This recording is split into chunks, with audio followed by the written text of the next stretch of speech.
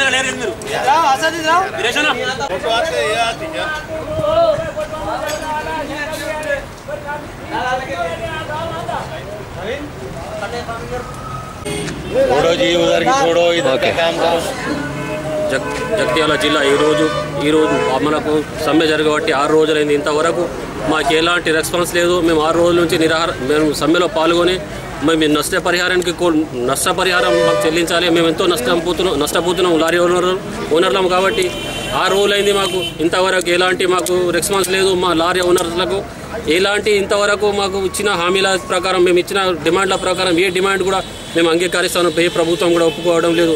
మాకు ఈ ప్రభుత్వం మేము పెట్టిన హామీలు మనకు మేము నెరవేరుస్తామనే వరకు మేము సమ్మెలో పాల్గొంటామని చెప్పేసి అంటున్నాం.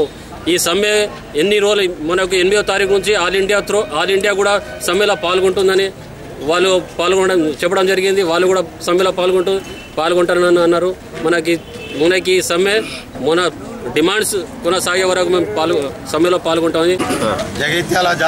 జగిత్యాల జిల్లా లారీ ఓనర్స్ అసోసియేషన్ నుంచి మాట్లాడుతున్నాం. మేము ఇది ఇన్సూరెన్స్ పెరుగుట్ల మళ్ళీ టోల్ ట్యాక్స్ పెరుగుట్ల దీనికోసం మేము సమ్మె చేస్తున్నాము. మేము ఇంతవరకు 30 తారీఖు నుంచి సమ్మె జరుగుతుంది. ఇంతవరకు ముఖ్యమంత్రి గారు దీనికోసం ఏం డిసిషన్ తీసుకోలేదు కాబట్టి అతి తొందరగా డిసిషన్ చేసుకోవాలా. జనంకు ఇబ్బంది అవుతుంది కాబట్టి ఇక ముందు కూడా చాలా ఇబ్బంది అవుతుంది. ట్రాన్స్పోర్ట్ లేని ఇబ్బంది అవుతుంది కాబట్టి మనకు తొందరగా డిసైడ్ చేయాలని మనవి చేస్తున్నాం. మళ్ళీ తొందర చేయకపోతే మేము డిమాండ్స్ నెరవేరే వరకు మేము సమ్మె పాల్గొనడం. మొత్తం తెలంగాణ స్టేట్లో ఈ సమ్మె జరుగుతుంది.